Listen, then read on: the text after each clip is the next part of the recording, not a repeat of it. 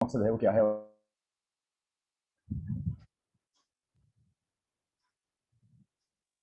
तो सबसे पहले ये प्रोग्राम है, इसके बारे में थोड़ा सा शुरू कर लेते हैं, बात कर लेते हैं।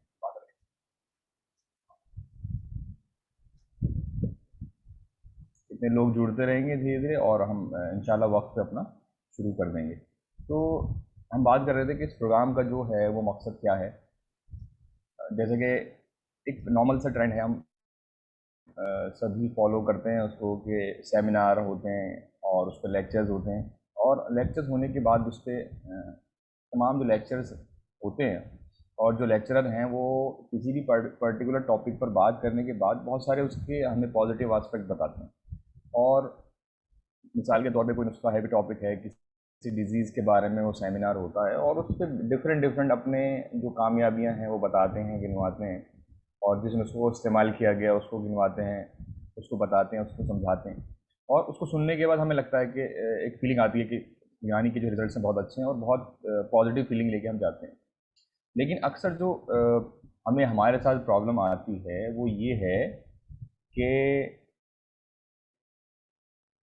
उन नुस्खा जात को का जो उसकी फिजिबिलिटी है, मतलब उसको यूज़ कैसे करें। जब हम यूज़ करने के लेवल पे जाते हैं, मिसाल के तौर पर हम क्लिनिक पे जाके उसको इस्तेमाल करना चाहते हैं, तो क्या वो ईजिली अवेलेबल है?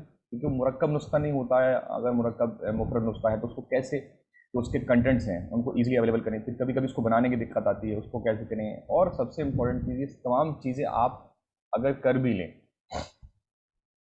तो उस नुस्खे के जो नेगेटिव एस्पेक्ट हैं, क्योंकि ये हर लेक्चर में तकरीबन बात होती है कि यूनानी का उसूल कुल्ली है, एक जनरलाइज रूल है कि एक ही दवा तमाम मरीजों के ऊपर एक जैसा असर शो नहीं करती है। इसके साथ साथ जो चीज़ें देखने में आई हैं वो ये भी हैं कि जब आप किसी भी नुस्खे को रीजन वाइज अलग अलग रीजन में इस्तेमाल करते हैं, जो कि हमारे इस जो लेक्चर सीरीज है इसमें बहुत सारे लोग ऐसे हैं जो बाहर से जुड़ते हैं, आउट ऑफ कंट्री से जुड़ते हैं, और हमारी कंट्री इंडिया के अंदर ही अलग अलग स्टेट्स हैं, अलग अलग रीजन से जुड़ते हैं।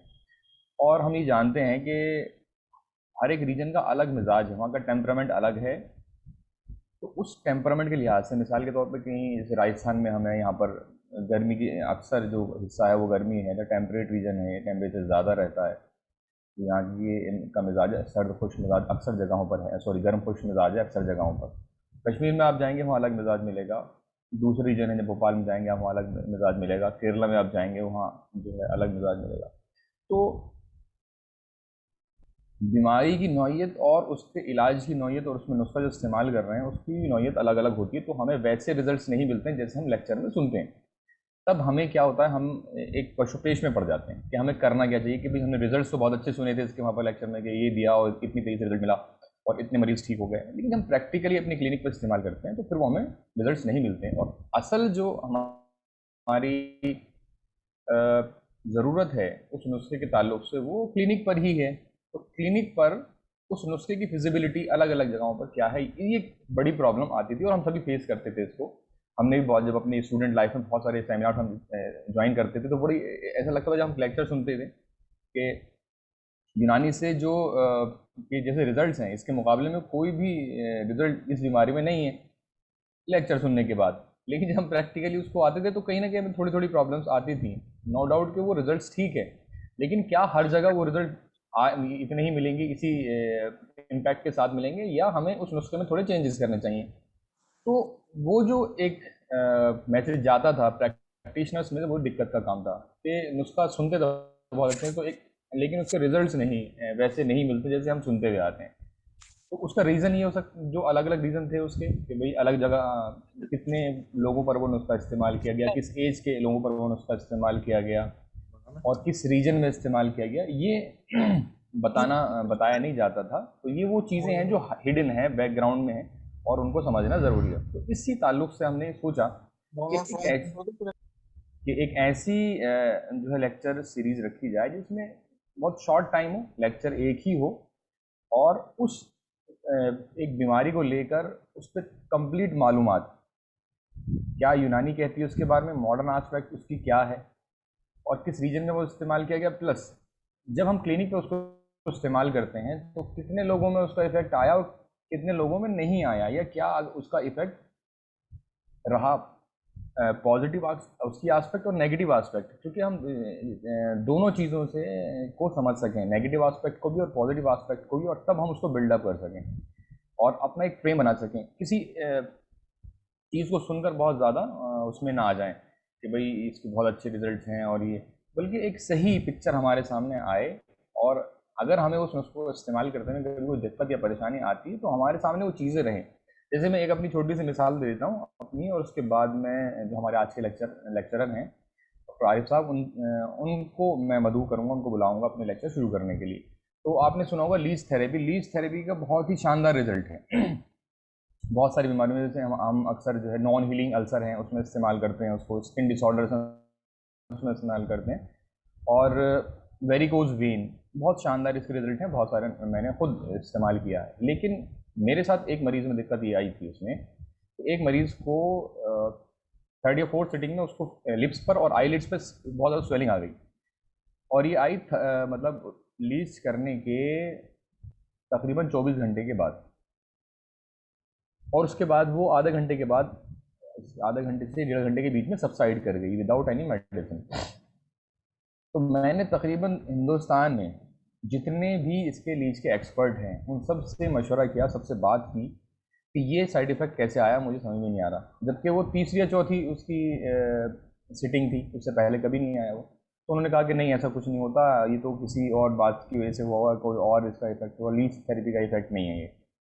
तकरीबन सभी लोगों ने मुझे ये कहा कि ये लीच थेरेपी का इफेक्ट नहीं है। एक भी पूरे इंडिया के अंदर से जितने लोगों मैं जानता हूँ लीच के ताल्लुक से, एक ने भी मुझे इस बात का में पॉजिटिव आंसर नहीं दिया कि ये लीच थेरेपी का इफेक्ट है। दो जगह स्वेलिंग आई उसकी लिप्स पर और आई लिड्स पर, बहुत सीवियर स्वेलिंग थी, बहुत ज़्यादा हैवी होकर बिल्कुल नीचे की तरह लटक गए थे, उसको डरावना सा उसकी चेहरा हो गया था। बहरहाल लेकिन मुझे वो सुकून नहीं हुआ, मैं रिसर्च करता तो तकरीबन कई रातें मैंने जाग के गुजारी, और मुझे एक रिसर्च पेपर मिला आउट ऑफ इंडिया से, जिसमें ये सेम जो सिम्टम्स थे किसी मरीज में आए थे लीच के बाद, तो लीच थेरेपी करने के बाद उसमें एक बैक्टीरिया होता है, इसकी गट में एक बैक्टीरिया होता है, जब उस बैक्टीरिया को ये वॉमिट कर देती है ब्लड के अंदर, तो विद इन 24 टू 72 आवर्स, 24 से 72 घंटे के अंदर ये बैक्टीरिया में होता है, प्रोड्यूस होता है, और बैक्टीरिया में होने के बाद ये स्वेलिंग आती है। तो ये लीच का ही साइड इफेक्ट है। इससे अब आप ये सोचिए कि बहुत सारे लोग ऐसे हैं, बहुत सारे जिन्होंने लीच थेरेपी कर रहे हैं और क्या कहते हैं उसका इफेक्ट देख रहे हैं, लेकिन आज तक किसी ने ये साइड इफेक्ट नोटिस नहीं किया। जाहिर सी बात है, जिससे मैंने बात की यहाँ पर बहुत सारे इंटरनेशनल लेवल के स्पीकर्स हैं जिनसे मेरी बात हुई, लेकिन फिर भी कोई ऐसा उन्होंने मुझे जवाब नहीं दिया। तो ये एक साइड इफेक्ट है, लेकिन इसका जो मैंने इसका जो ट्रीटमेंट पढ़ा वो मॉडर्न ट्रीटमेंट ही बताया था उन्होंने उसमें, कि उसमें आप सिप्रोफ्लॉक्सिसिन 500 mg TDS 3 दिन OD 3 दिन के लिए चला दीजिए और ये सबसाइड कर जाएगा। या जब आप लीच थेरेपी स्टार्ट करें तो आप उसको स्टार्ट करने से पहले चला सकते हैं, जो कीनोलोन ग्रुप है एंटीबायोटिक्स का। तो ये जो चीज़ थी ये बहुत सिंपल सी थी, लेकिन आप उसको देख के बहुत ज़्यादा डर जाते हैं, मैं भी डर गया था इतना भयानक साइड इफेक्ट कैसे आया। तो नेगेटिव और पॉजिटिव एस्पेक्ट जब हम दोनों ही कवर करेंगे उसके बाद ही हमें चीज़ों का सही मवाजना कर पाएंगे और सही तरीके से हम ट्रीटमेंट कर पाएंगे और कॉन्फिडेंस आएगा हमारे अंदर। नहीं तो ऐसा होगा कि पॉजिटिव रिजल्ट हमने सुने और नेगेटिव जब उसके रिजल्ट्स आए तो हम डर जाते हैं और डर जाएंगे, उसका इस्तेमाल करना छोड़ देंगे। तो इस प्लेटफॉर्म का जो मकसद है वो ये है कि हम नेगेटिव और पॉजिटिव एस्पेक्ट दोनों पर ही बात करें।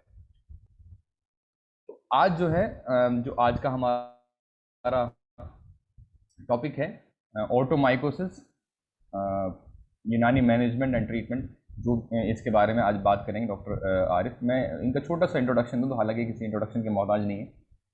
इस पूरी लेक्चर सीरीज़ को स्टार्ट करने में इनका बहुत बड़ा अहम रोल रहा है और बहुत ज़्यादा ही काम करते हैं। आप जो है असिस्टेंट प्रोफेसर हैं ENT डिपार्टमेंट में भोपाल गवर्नमेंट मेडिकल कॉलेज के अंदर। और सबसे अच्छी बात जो मैं बताऊँ आपको, जो मुझे डॉक्टर आरिफ साहब के बारे में लगती है कि इन्होंने अपनी एक अलग पहचान बनाई, और यूनानी के जो लोग हैं उनके लिए एक एग्जाम्पल हैं।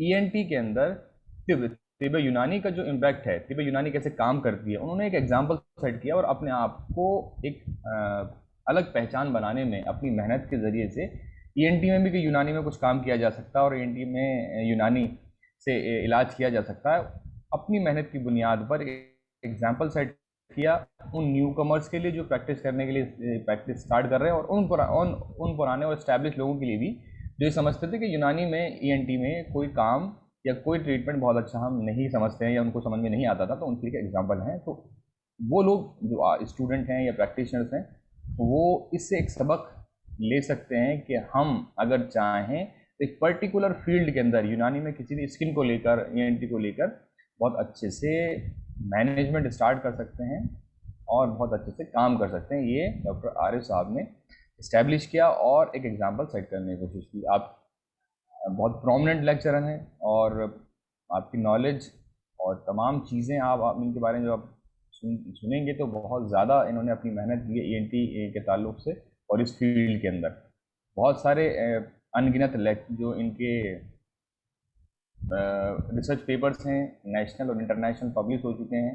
आपने कई किताबें लिखी हैं, उसमें पर्टिकुलरली जो इनकी आप स्किन के ताल्लुक से किताब देखेंगे, और एक जो क्लिनिकल जो मुझे इनकी बहुत अच्छी एक किताब लगती है जो क्लिनिकल प्रैक्टिशनर्स के लिए ख़ास तौर पे लिखी है, वो ईएनटी की एक इनकी किताब है, वो मुझे बहुत अच्छी लगती है। इसमें मैं पढ़ता भी रहता हूँ उसको, और बहुत प्रैक्टिकल नुस्खे उसके अंदर है। तो आप बहुत सारी किताबों के भी राइटर हैं, बहुत सारे आपने रिसर्च पेपर जो है पब्लिश करा चुके हैं और कई सालों का आपको तजुर्बा है। तो मैं दरख्वास्त करूँगा डॉक्टर आरिफ साहब से कि अपना लेक्चर स्टार्ट करें विदाउट एनी डिले ऑटोमाइकोसिस पर। Over to you sir. बहुत शुक्रिया जनाब डॉक्टर अकमल साहब। आवाज़ आ रही है मेरी डॉक्टर साहब? जी जी जी ठीक, बहुत बहुत शुक्रिया। कुछ ज़्यादा लंबा इंट्रोडक्शन आपने दे दिया, हालांकि मैं उस सब चीज़ों का मुस्तहिक नहीं था, लेकिन फिर भी आपने इतनी इज्जत बख्शी तो मैं उसके लिए बहुत शुक्रगुजार हूँ आपका। तो आज के इस लेक्चर सीरीज, वाजिक लेक्चर सीरीज के जो भी ऑर्गेनाइजर्स हैं और साथ में डॉक्टर माजिद साहब जो शायद हमारे साथ अभी जुड़ नहीं पाए हैं, उनको भी मैं शुक्रिया अदा करता हूँ। खासतौर से डॉक्टर अकमल साहब का भी जो इस प्रोग्राम के मॉडरेटर हैं। आज का जो मौजू है ऑटोमाइकोसिस, यूनानी कंसेप्ट एंड मैनेजमेंट, इसका रखने का मकसद ये था कि हमारे सामने बहुत सारे जब मरीज आते हैं तो हमारे जो स्टूडेंट्स हैं वो इसको पूरी तरह से समझ नहीं पाते और इस ऑटोमाइकोसिस को अपने यूनानी की किताबों में या यूनानी के लिटरेचर में ढूंढने की कोशिश करते हैं, और नतीजा ये होता है कि यूनानी की पुरानी किताबों में इस नाम से कोई भी बीमारी मौजूद नहीं है। अगर हम ऑटोमाइकोसिस का नाम लेके और किताबें ढूंढना शुरू करें तो आप सारी यूनानी का तमाम लिटरेचर ढूंढ डालेंगे, लेकिन आपको इस नाम से कोई भी बीमारी नहीं मिलेगी, क्योंकि ये नाम बाद में दिया गया, जब फंगस ईजाद हो गई उसके बाद में ये नाम आया है। तो लेकिन ये मर्ज पहले भी होता था, हमारी पुरानी जो किताबें हैं के अंदर भी मौजूद है, उसके जो डिटेल है वहाँ मौजूद है पूरी तरह से, तो इसलिए इसको समझना ज़रूरी था। इसी चीज को सामने रखते हुए मैंने इस टॉपिक को सामने रखा, और इसका यूनानी में बहुत ही अच्छे तरीके से मैं ये समझता हूँ कि हम मॉडर्न से ज्यादा मुअस्सर अंदाज में हम इसका इलाज कर सकते हैं, बस थोड़े से समझने की और इलाज का जो पैटर्न है उसको समझने की जरूरत है। तो डॉक्टर साहब मैं अभी अपनी स्लाइड शेयर कर रहा हूँ, अगर दिख जाए तो बताइए जी।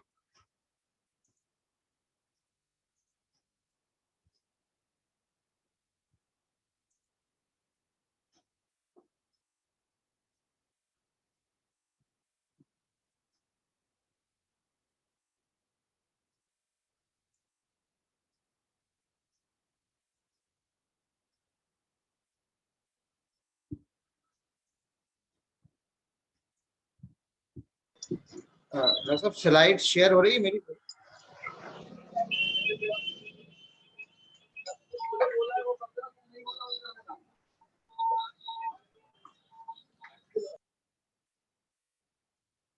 जी ऑटोमाइकोसिस, डॉक्टर साहब स्लाइड शेयर हो गई, आपको दिख रही है? आपने अनम्यूट किया हुआ जी है। जी ओके ओके, चलिए हम प्रोग्राम का बाकायदा और इस टॉपिक का बाकायदा आगाज करते हैं। टॉपिक है ऑटोमाइकोसिस, यूनानी कंसेप्ट एंड मैनेजमेंट। तो जैसे मैंने अभी आपको बताया कि इसका जिक्र यूनानी के लिटरेचर में आपको नहीं मिलेगा, तो उस चीज को जहन में रखते हुए हम एक एक स्लाइड पढ़ेंगे, ध्यान से उसको आप सोचें, ध्यान से देखें, और इसमें जो भी सवालात हों, जो भी क्वेश्चंस आपके सामने हों, वो आप नोट कर लें ताकि हमें बाद में आसानी हो जाए क्वेश्चन आंसर सेशन में। बिस्मिल्लाहिर्रहमानिर्रहीम। देखिए, सबसे पहले आप इस कान की स्ट्रक्चर पर गौर करें, इस पर इसको देखें जरा। इसको देखने से आपको ज्यादा समझ आएगा कि ऑटोमाइकोसिस क्यों पैदा होती है। ये कान का पिन्ना है और ये कैनाल है। ये कैनाल तकरीबन 1 इंच के करीब होती है, 2.5 सेंटीमीटर के आसपास होती है। इसकी स्ट्रक्चर खास तौर से ऐसी है कि बाहरी हिस्सा थोड़ा चौड़ा दिख रहा है, अंदर वाला हिस्सा भी चौड़ा है, लेकिन बीच वाला जो हिस्सा है वो थोड़ा नैरो होता है। ये नैरो पार्ट इस्थमस कहलाता है इसका। इस इस्थमस की खास बात यह है कि इसके अंदर वाले हिस्से में ज्यादातर सेक्रीशंस नहीं होते, ना वैक्स अंदर ज्यादा बनता है। इसके बाहर बाहर वाले हिस्से में ही बाल भी यहीं पर ज्यादा होते हैं और इसी के साथ में यहाँ पर वैक्स भी ज्यादा बनता है, इसलिए इसी हिस्से में फंगस भी ज्यादा ग्रो करती है। हालांकि कान के अंदर जो वैक्स बनता है वो खुद एक एंटी फंगल प्रॉपर्टी रखता है, फंगस को नहीं लगने देता। लेकिन जब कान को लोग ज्यादा सफाई करने लगे और बहुत ज्यादा अपने आप को साफ सुथरा समझते हुए कान को रोज साफ करने लगे, तो ये वैक्स वहां से हट जाता है और जो एंटी फंगल उसकी प्रॉपर्टी थी वो खत्म हो जाती है और कान के अंदर फंगस लग सकती है। ये बताना इसलिए भी यहाँ पे जरूरी है क्योंकि हमारे यूनानी के जो स्टूडेंट्स हैं वो ईएनटी से खासतौर से बहुत डरते हैं, क्योंकि कान एक बहुत छोटी सी स्ट्रक्चर है, नाक भी छोटी सी है और हलक भी। तो इसलिए कान में अगर कुछ भी दिक्कत होती है तो हमारे स्टूडेंट डर जाते हैं कि नहीं यार ये कान का मामला है, समझ नहीं आएगा क्या है, या कान में दर्द होगा, तो उसको हम पूरी तरह से डील नहीं कर पाते। इसलिए मेरी ख्वाहिश ये रहेगी कि हमारे जितने भी तलबा हैं, ये जितने भी पार्टिसिपेंट्स यहाँ मौजूद हैं, वो सब ये बहुत आसान है। अगर हम उसको बहुत आसानी से समझने की कोशिश करेंगे तो बहुत, तो इसलिए इस स्लाइड को बताना इसलिए जरूरी था कि ईयर की स्ट्रक्चर बहुत ज्यादा इतनी कॉम्प्लिकेटेड भी नहीं है कि हम वहाँ कुछ ना कर सकें।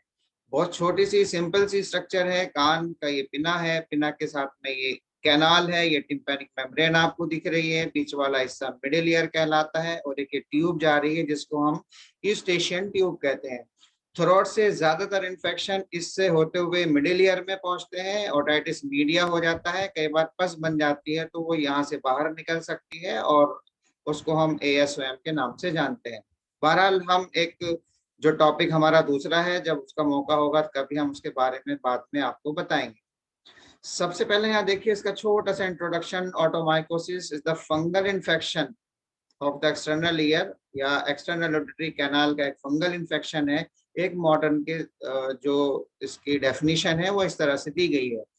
Characterised by itching, sensation of ear blocking, pain, ear discharge and impaired hearing. तो यहाँ पर एक चीज नोट करने वाली है, जो चीजें मैंने नोट नीचे की है वो भी रेड कलर से, इसमें पेन, ईयर डिस्चार्ज और इम्पेयर्ड हियरिंग, मतलब सुनने में कोई दिक्कत होती है, ईयर डिस्चार्ज उनको होने लगता है और साथ साथ कान के अंदर दर्द भी होता है। अलग अलग मरीजों में अलग अलग तरह की प्रेजेंटेशन होती है। जैसे कुछ मरीज इचिंग लेकर आते हैं, उनको बहुत ज्यादा दर्द नहीं होता। कुछ लोग कान में दर्द लेकर आते हैं, बहुत ज्यादा इचिंग नहीं होती। कुछ मरीजों में दर्द के साथ साथ कान से कुछ डिस्चार्ज भी निकलना होता है, और कभी कभी जब ये फंगस ज्यादा हो जाती है या इसके साथ साथ इस जो हमारी टिम्पैनिक मेम्ब्रेन है उसके अंदर भी अगर इन्फ्लामेटरी कंडीशंस पैदा हो जाए तो कान में सुनाई देना मरीज को कम होता है। तो इस इन फीचर्स को सामने रखते हुए अब हम इसको तलाश करने की कोशिश करेंगे अपने यूनानी लिटरेचर में। अगर हम ऑटोमाइकोसिस को वहां ढूंढेंगे तो बिल्कुल भी आपको इस नाम से कोई भी बीमारी ऑटोमाइकोसिस के नाम से नहीं मिलेगी, लेकिन कान के अंदर दर्द होना, कान के अंदर कान से मवाद का निकलना जिसको हम सैलान उज़न के नाम से जानते हैं या वजउल उज़न के नाम से जानते हैं, तो वजउल उज़न के नाम से बहुत बड़े बड़े चैप्टर हमारे पास मौजूद हैं, सैलान उज़न के नाम से भी मौजूद हैं, और बहरेपन के नाम से भी जो हेडिंग्स हैं वो मौजूद हैं। तो इसके अंदर कई तरह की प्रेजेंटेशन हो रही है। नंबर 1, कान के अंदर दर्द हो रहा है तो हम वजउल उज़न में उसको ढूंढ सकते हैं। कान से डिस्चार्ज हो रहा है तो हम उसको सैलान उज़न में ढूंढ सकते हैं। कान से अगर सुनाई कम दे रही है तब हम उसको तरश, वकर या समम या बहरेपन में ढूंढ सकते हैं। इस तरह से इस फीचर को देखते हुए, क्लिनिकल फीचर्स को हम देखते हुए हम ये डिसाइड करेंगे कि हम इसको कहाँ ले जाकर ढूंढें, कहाँ फिट करें। क्योंकि ये बीमारी ऐसा नहीं है कि अभी हुई है, पहले भी बीमारी होती थी, पहले भी उसका इलाज किया जाता था, लेकिन अब चूंकि नाम इसका दूसरा दे दिया गया और हम ऑटोमाइकोसिस के नाम से ज्यादा उसको तलाश करते हैं, चाहे वो इंटरनेट की दुनिया हो या हमारी किताबें हो, तो ऑटोमाइकोसिस के नाम से आपको ये बीमारी नहीं मिलेगी। इन फीचर्स को सामने रखते हुए अब आप ये देखिए कि वजउल उज़्न और सैलान उज़्न के नाम से ये बीमारी हमारे क्लासिकल लिटरेचर में मौजूद है और इसका इलाज भी बखूबी बताया गया है, बहुत अच्छे अंदाज में दिया गया है। यहाँ पर इलाज के ताल्लुक से एक लाइन मैंने यहाँ पे ऐड की है, जिसमें हमारे अतिब्बा ने नुफूख, कान के अंदर पाउडर की शक्ल में दवा को डालना, ये नुफूख की शक्ल में दवा का इस्तेमाल करना, ये बहुत ही अहम और कारगर साबित हुआ है। इससे पहले जब हमने इस लिटरेचर को पढ़ा था तो हम भी समझते थे कि जिस तरह से मॉडर्न की जो ईयर ड्रॉप्स आती हैं, हमने भी काफ़ी ईयर ड्रॉप्स का इस्तेमाल किया, काफ़ी ऑयल इस्तेमाल किए, लेकिन बहुत सारे ऑयल, बहुत सारी ड्रॉप इस्तेमाल करने के बाद भी हम सैलान उज़्न या ऑटोमाइकोसिस को का इलाज करने में नाकाम साबित हुए। तकरीबन 1 से 1.5 साल हमें इसी में लग गया कि हमने मुख्तलिफ किस्म के तेल कान के अंदर इस्तेमाल किए और अपने आप में ये शर्म महसूस होने लगी कि भाई हम ईएनटी के इतने बड़े डॉक्टर बनने के बावजूद, अपने आप को ईएनटी का डॉक्टर मानने के बावजूद, समझने के बावजूद दूसरे लोग कहते हैं ऐसा, तो ये सब होने के बावजूद हम कान की फंगस को नहीं ठीक कर पा रहे। ये बहुत ही मतलब अजीब सा मुकाम है, अजीब सी कैफियत है। लेकिन जब इसी के साथ साथ दूसरी चीजें आप ये भी गौर करें कि जितने भी तेल हम कान के अंदर इस्तेमाल करते हैं, चाहे वो एंटी फंगल प्रॉपर्टी रखते हो या एंटीबायोटिक की प्रॉपर्टी रखते हो, एंटीसेप्टिक प्रॉपर्टीज रखते हो, आप कोई भी तेल कान के अंदर इस्तेमाल करें, लेकिन उस तेल से फंगस को आप बिल्कुल कतई तौर से ठीक नहीं कर सकते। ये मेरा अपना पर्सनल एक्सपीरियंस है, अपना तजुर्बा मैं आपसे शेयर कर रहा हूँ कि कभी भी आप अगर कान के अंदर फंगस है तो वहां पर तेल का इस्तेमाल बिल्कुल ना किया जाए, वो मेरे हिसाब से तो कंट्रा इंडिकेटेड है।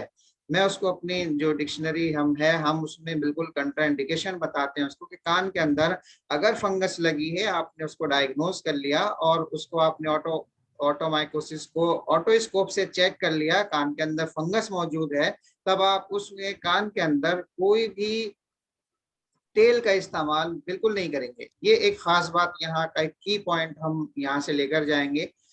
अब यहाँ पर मसला ये आता है कि जब कान के अंदर फंगस लगी है, कान में दर्द है, और हमारी जितनी भी किताबें हैं उनमें ज्यादातर किताबों में मुख्तलिफ किस्म के तेल इस्तेमाल किए जाते हैं, मुख्तलिफ किस्म की दवाइयाँ, जैसे आप रोगन कलौंजी का नाम लें, रोगन कमेले का नाम लें, रोगन नीम का नाम लें, आपको हैरानी होगी कि मैंने ये सारे तेल 4-4, 5-5 मरीजों पर एक एक करके इस्तेमाल करके देख लिए हैं। चाहे वो रोगन नीम, आप जितना लिटरेचर उठा के देखेंगे नेट पे, हर एक का लिटरेचर कितना मिलेगा कि नीम मतलब दाफिया ताफुन भी है, एंटी बैक्टीरियल भी है, एंटी फंगल प्रॉपर्टी भी रखता है, बहुत सारी प्रॉपर्टी आपको वहां मिल जाएंगी। लेकिन जब आप उसको कान में डालेंगे तो मैं 100% नहीं, श्योर कच्ची से कह सकता हूँ, अगर आपने नीम का तेल कान में डाला तो उससे आप फंगस को कान के बिल्कुल ठीक नहीं कर सकते। इसी तरह से कलौंजी के कितने फवाइद आपकी किताबों में मिलेंगे, लेकिन आप कलौंजी के तेल से फंगस को बिल्कुल भी ठीक नहीं कर सकते। तो बताने का मकसद यहाँ पर यह है कि जो भी सैलान उज़्न हो रहा है या वजउल उज़्न है,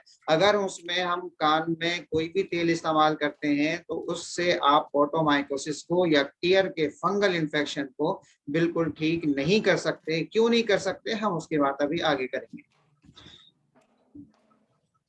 यहाँ देखिए एक यूनानी का नजरिया क्या है, यूनानी कंसेप्ट हमारा इसमें क्या कहता है। ये हम यूनानी के नजरिए से अगर हम देखें, कंसेप्ट को देखें, तो ये एक रतूबी मर्ज है, मतलब ये रतूबत की वजह से कान के अंदर हो रहा है। वैसे अगर यूनानी की थ्योरी को आप देखें तो जितने भी ताफुन होते हैं जिस्म के अंदर, ताफुन के लिए दो चीजों का होना जरूरी है, एक हरारत चाहिए ताफुन के लिए और दूसरी रतूबत चाहिए। रतूबत और हरारत जहां पर भी एक साथ इकट्ठी होंगी और उससे ताफुन होने के चांस ज्यादा रहेंगे। हमारे जिस्म में कहीं पर भी, जिस्म के किसी भी हिस्से में अगर ये रतूबत और हरारत जो अनबैलेंस वे में मौजूद हो, जो अपने प्रॉपर उसमें बैलेंस में ना हो, या तो वहाँ रतूबत ज्यादा हो जाए, या हरारत की वहाँ कमी हो, या कम हरारत मौजूद हो। क्योंकि देखिए जब भी हरारत ज्यादा होती है तो ऑटोमेटिक रतूबत कम हो जाती है। ये बिल्कुल एक दूसरे के साथ में रहती है। हरारत अगर बढ़ेगी तो रतूबत कम हो जाएगी। इसलिए रतूबत के साथ हल्की हरारत अगर मौजूद है तो वहां पर ताफुन पैदा होता है। तो ये एक यूनानी का कंसेप्ट है। ताफुन के लिए हरारत और रतूबत का होना जरूरी है, कि क्योंकि ये भी एक ताफुन हो रहा है कान के अंदर। जो रतूबत मौजूद है उसके अंदर जो फंगस, जिसको हम कहते हैं, फंगस ग्रो कर रही है। अगर आप वैसे भी देखें अपने घरों में भी जहां पर आपके फ्रिज है या रोटी रखी होती है, कुछ दिन अगर रोटी गीली रखी रहे तो उसके अंदर फफूंदी आ जाती है। तो वो फफूंदी आती है कई बार जब मौसम गर्म होता है या रतब मौसम होता है, साथ में वहां पर जो सूरज की गर्मी होती है, किचन में थोड़ी बहुत गर्माहट होती है, उसकी वजह से वहां पर फंगस ज्यादा लगती है। तो यूनानी नजरिए के हिसाब से हम ये बात यहाँ नोट करते चलें कि ऑटोमाइकोसिस एक रतूबी मर्ज है, और अक्सर रतूबत वाले मरीजों में ज्यादा देखने को मिलता है। ये भी एक पॉइंट नोट करने वाला है। जितने भी बलगमी मिजाज के लोग हैं उनके अंदर ऑटोमाइकोसिस की इंसिडेंस आपको ज्यादा मिलेगी, और जितने सफरावी मिजाज के लोग हैं उनके अंदर कम मिलेगी। ऐसा नहीं कह सकते कि हम सफरावी वालों में बिल्कुल नहीं होगी। सफरावी मरीजों में इसकी इंसिडेंस दूसरी वजह से होती है। कैसे होती है? अगर किसी पर्सन को बहुत ज्यादा पसीना आता हो, क्योंकि सफरावी मरीजों में अक्सर पसीने की शिद्दत होती है, गर्मी की वजह से पसीना ज्यादा आता है, पसीने में बदबू भी होती है। तो ये रतूबत, जिस तरह से पसीना हमारे जिस्म में बाहर आता है, उसी तरह से कान की जो स्किन है उसके अंदर भी पसीना आता है, और वो पसीना वहां मौजूद रहेगा। पसीने की वजह से वहां रतूबत मौजूद है, प्लस जिस्म की हरारत वहां मौजूद है। और इसके साथ साथ अगर वहां कोई भी फंगस का स्पोर मौजूद है तो वो ऑटोमेटिक आहिस्ता आहिस्ता ऑटोमाइकोसिस डेवलप वहां पे हो जाती है। तो सफरावी में रीजन कुछ और होंगे। बलगमी के अंदर तो खासतौर से अगर बलगमी रतूबात जिस्म में मौजूद हैं, या डायबिटिक पेशेंट्स हैं उनके अंदर भी रतूबात ज्यादा होती हैं, तो इनकी वजह से कान के अंदर ऑटोमाइकोसिस ज्यादा पैदा होता है। तो यहाँ पर दो चीजें आपने देखा कि कान के अंदर जो रतूबत मौजूद है उसकी वजह से ये मर्ज पैदा हो रहा है, और यूनानी नजरिए से इसको हम रतूबी मर्ज कहेंगे, क्योंकि रतूबत की वजह से पैदा हो रहा है। ये रतूबत भले ही अंदरूनी ना हो, जिस्म के अंदर मौजूद नहीं है, भले ही कान की कैनाल के अंदर वो रतूबत मौजूद है, बट अगर वो बाहर से आ रही है तो भी रतूबत है। और अगर जिस्म की ही कुछ रतूबत है, जैसे पसीने की शक्ल में अंदर इकट्ठी हुई, वो भी रतूबत है। किसी भी तरह से अगर वो चीज वहां गीलापन कुछ भी मौजूद हो रहा है, कई बार जो हम नहाने जाते हैं लोग, या नहाने धोने का भी पानी चला जाता है, जो लोग स्विमिंग करते हैं, उनके अंदर भी इसकी रतूबत की वजह से ज्यादा होती है। एक और बात इसमें नोट करने वाली है कि जिस मौसम में रतूबत मौजूद होती है उस मौसम में इसकी इंसिडेंस ज्यादा होती है। ये भी इस बात की दलील है कि मर्ज रतूबी है। जैसे बरसात के मौसम में आप देखेंगे ज्यादातर केस इसके देखने को मिलते हैं।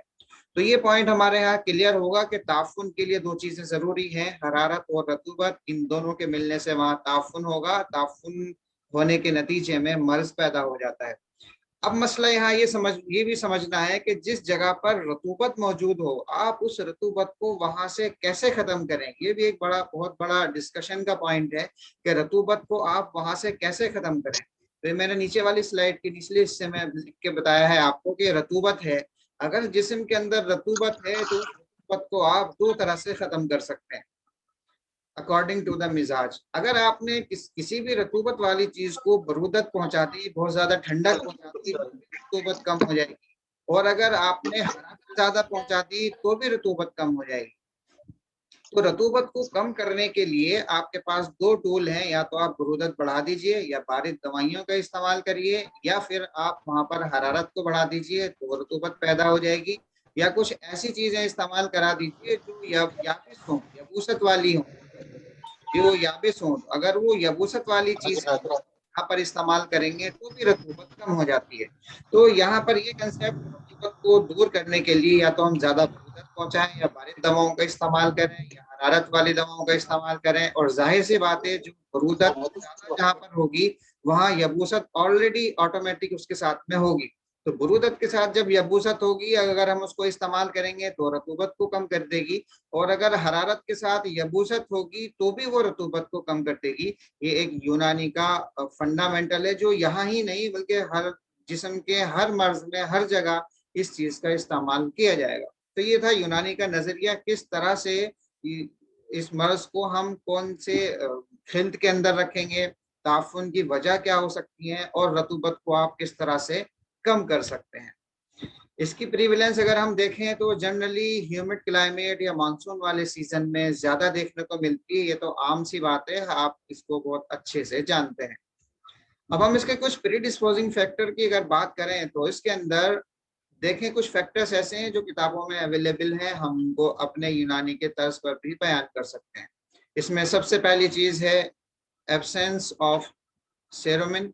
अगर किसी वजह से कान के अंदर जो भी हमारे वो बनता है, कान के अंदर जो वैक्स है, अगर वो वैक्स वहां पर बनना कम हो जाए या किसी वजह से हम उसको ज्यादा सफाई करते हैं, ज्यादा निकालते हैं, बहुत लोगों की आदत होती है कान को बहुत ज्यादा साफ करने की, तो अगर वहां पर सेरोमिन नहीं है और वहां पर जो हमारा मैल बनता है वो मौजूद नहीं है, तो फंगस ज्यादा लगेगी। इसी तरह से हाई ह्यूमिडिटी, अगर ह्यूमिडिटी ज्यादा हो तो भी ऐसा होगा, या टेम्परेचर बढ़ गया, टेम्परेचर बढ़ने से पसीना ज्यादा आता है, पसीने की ज्यादती से भी वहां रतूबत मौजूद रहेगी, या बैक्टीरियल ओटाइटिस एक्सटर्ना, कोई बैक्टीरियल फंगस वो हो जाए, ओटाइटिस एक्सटर्ना हो जाए, या स्टेरॉइड थेरेपी, ये भी एक बहुत इंपॉर्टेंट पॉइंट है।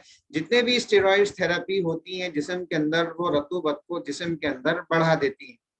आपने अक्सर देखा होगा कि जिन लोगों को स्टेरॉइड खिलाया जाता है उनके अंदर बॉडी में वाटर रिटेंशन होता है, उनका वेट भी बढ़ जाता है। तो अगर हम उसको अपनी यूनानी की जबान में कन्वर्ट करेंगे तो इसका मतलब ये हुआ कि जितनी भी स्टेरॉइड दवाइयां इस्तेमाल होती हैं वो जिस्म के अंदर रतूबत को बढ़ाती हैं। तो रतूबत बढ़ाने की एक वजह स्टेरॉइड भी है, इसी वजह से इससे होने वाली बीमारियां भी रतूबत वाली होती हैं। आपने देखा होगा अगर स्टेरॉइड का ज्यादा इस्तेमाल हो जाए तो उसकी वजह से डायबिटीज कॉमन हो जाती है, डायबिटीज ज्यादा होती है, वो भी एक रतूबी मर्ज है। हाइपरटेंशन हो सकता है, वो भी रतूबी मर्ज है। तो इसलिए रतूबत से पैदा होने वाले तमाम अमराज स्टेरॉइड थेरेपी से पैदा हो सकते हैं। इस तरह से हम अपने हर यूनानी की बीमारी को उस रतूबत से या चारों कैफियत से मिला के अगर हम कोरिलेट करने की कोशिश करेंगे तो काफी हद तक हम हर चीज को समझना आसान हो जाएगा। इसी तरह से स्विमिंग है, जो लोग स्विमिंग करते हैं उनमें तो नेचुरली है कि जो तालाब का गंदा पानी है कान में जाएगा, उससे फंगस डेवलप हो सकती है।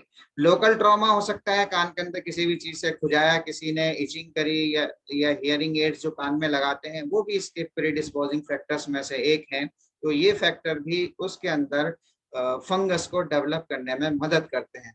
एक और बात यहाँ पर जो मैंने अभी पहले बयान की थी जिसमें है कान के अंदर तेल डालने वाली बात। देखिए एक फंगस जो है वो एक प्लांट ओरिजिन मटेरियल है, प्लांट से ही हमारे, चाहे वो हवा के जरिए से कान में जाए, धूल के जरिए से कान में जाए, क्योंकि कान के अंदर वो फंगस मौजूद नहीं होती, वो इस तरह से वातावरण में हमारे इस माहौल के अंदर घूमती रहती है, हवा के साथ इधर से उधर आते जाते रहते हैं, लेकिन जब उसको कंडीशन फेवरेबल मिलती है तो वो ग्रो कर जाती है। तो इस तरह से जो तेल हम इस्तेमाल करते हैं, जो वनस्पति तेल हैं, जैसे कुछ लोग सरसों का तेल कान के अंदर इस्तेमाल करते हैं, डालते हैं, तो उनके लिए हिदायत ये है कि वो कान के अंदर जब भी तेल डालें तो पहला तरीका तो ये तेल डालने का कि उस तेल को पूरी तरह से गर्म कर लिया जाए, इतना गर्म कर लें खूब, जैसे उसमें उबाल आ जाता है, खूब गर्म हो जाए वो, उसके बाद में उसको ठंडा करके किसी शीशी में रख लें। अगर आपको तेल ही कान में डालना है तो पका हुआ तेल आप कान के अंदर इस्तेमाल करें।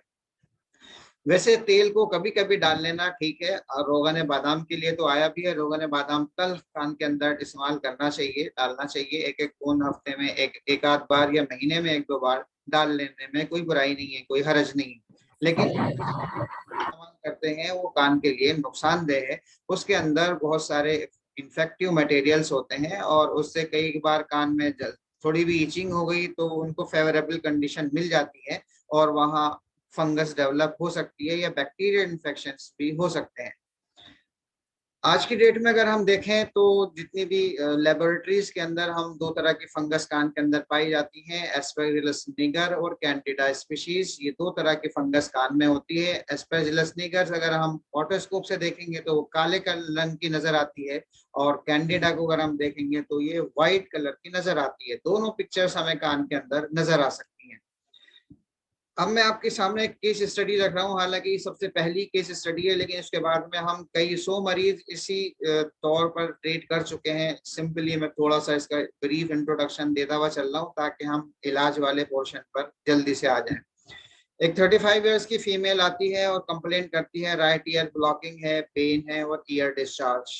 लगभग ड्यूरेशन 1 मंथ है और सीजन जो है रेनी सीजन था, अगस्त का महीना था। ये भोपाल यूनानी मेडिकल कॉलेज की बात है।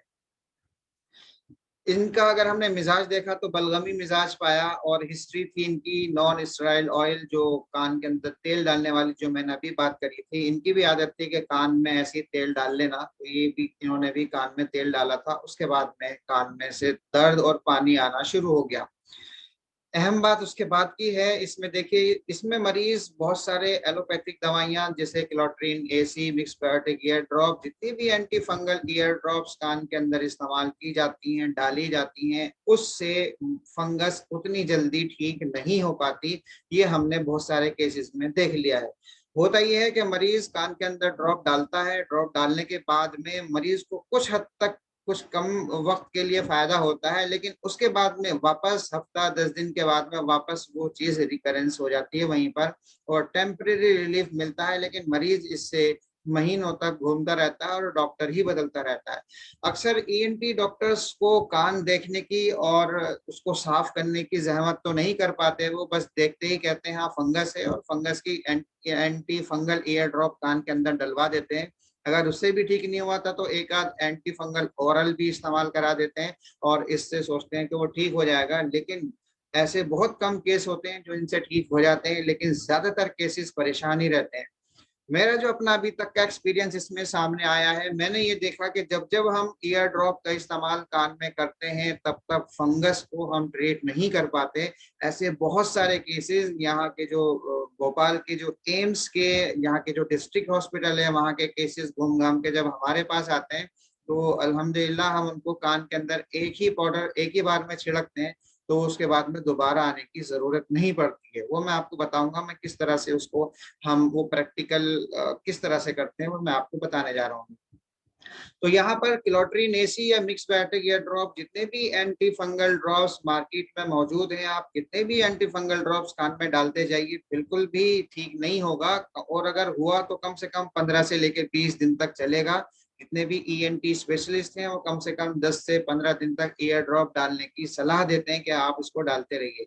इसमें इसमें होता क्या है, क्योंकि जितनी भी ईयर ड्रॉप्स आती हैं उनके अंदर स्टेरॉइड मौजूद है, उनके अंदर कैंडिड जो इसके एंटी फंगल मौजूद है, और तीसरी चीज इसके अंदर होती है जो एनेस्थेटिक एजेंट है, जाइलोकेन इसके अंदर होता है।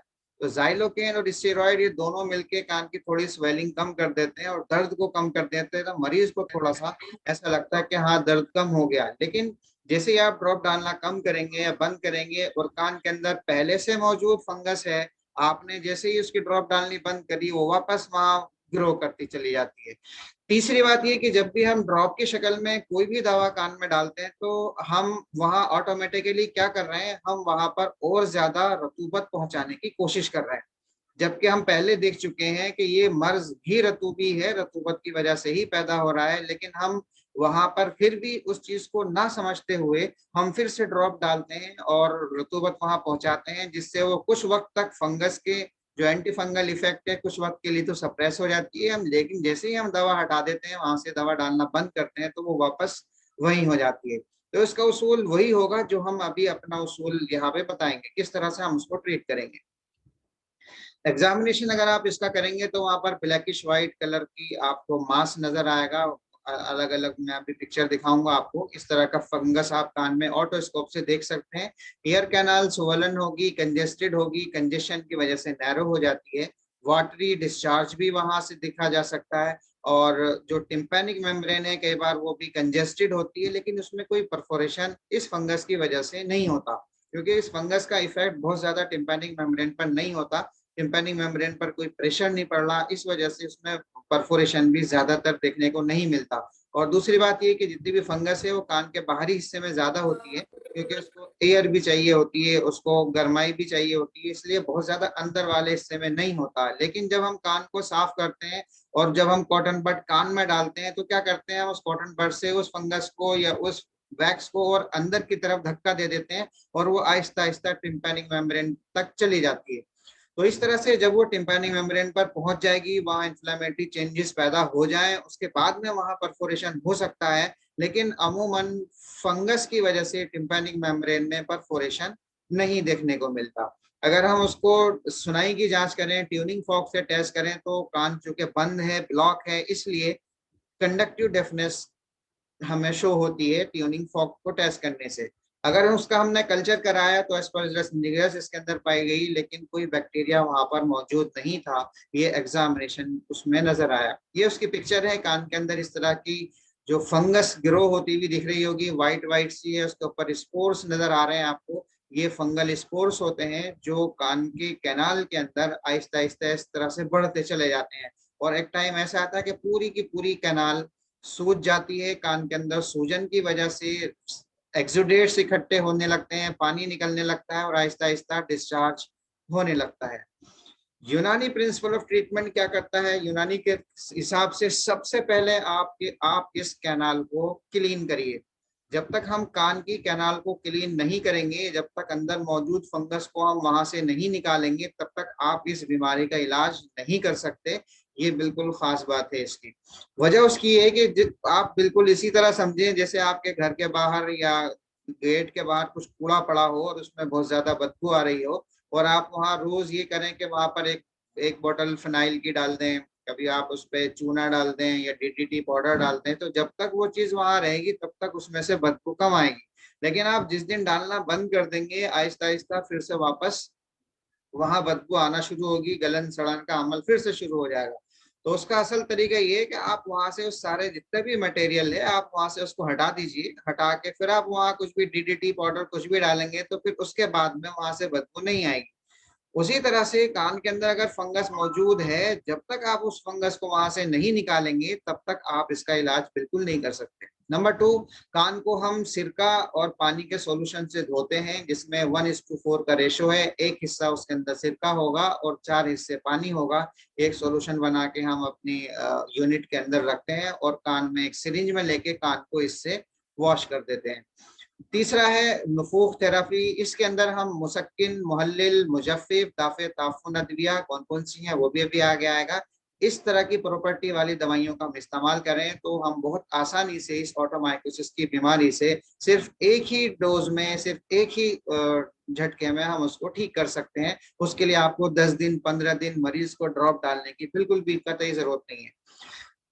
नेक्स्ट वन है, अगर जरूरत पड़े, अगर बहुत ज्यादा दर्द की शिद्दत हो तो कोई भी एनाल्जेसिक के तौर पर हम कोई भी दवा अपनी इस्तेमाल कर सकते हैं। लेकिन अहम बात सबसे लास्ट वाली है कि कान को सूखा रखना और खुला रखना ये बहुत जरूरी है। क्योंकि कई बार मरीज क्या करता है, कान में से अगर कुछ पानी निकल रहा होगा, कुछ रतूबत निकलती है, तो वो सोचता है कि बाहर निकलेगी, मैं लेटूंगा तो तकिया खराब होगा, बेडशीट खराब होंगी, तो वो क्या करता है, एक कॉटन लेके कान में लगा लेता है और कॉटन लगा के दिन भर घूमता रहता है। ये एक बहुत बड़ा ब्लंडर है कि कान के अंदर अगर कोई भी सेक्रेशंस मौजूद हैं, तो अगर वो बाहर की तरफ निकल रहे हैं, ड्रेन हो रहे हैं, तो उसको निकलने दिया जाए, उसको बंद ना किया जाए। अगर हमने बंद किया तो कंडीशन और ज्यादा खराब होगी, रतूबत अंदर और ज्यादा इकट्ठी होगी और उससे ताफुन और ज्यादा सीवियर होगा। जितना सीवियर ताफुन होगा उतने ही ज्यादा दूसरे जो ऑर्गेनिज्म है वो भी ग्रो करते हैं। फंगल इन्फेक्शन के साथ साथ बैक्टीरियल इन्फेक्शन भी हो जाते हैं और कान की स्वेलिंग बहुत बुरी तरह से मुतासिर हो जाती है।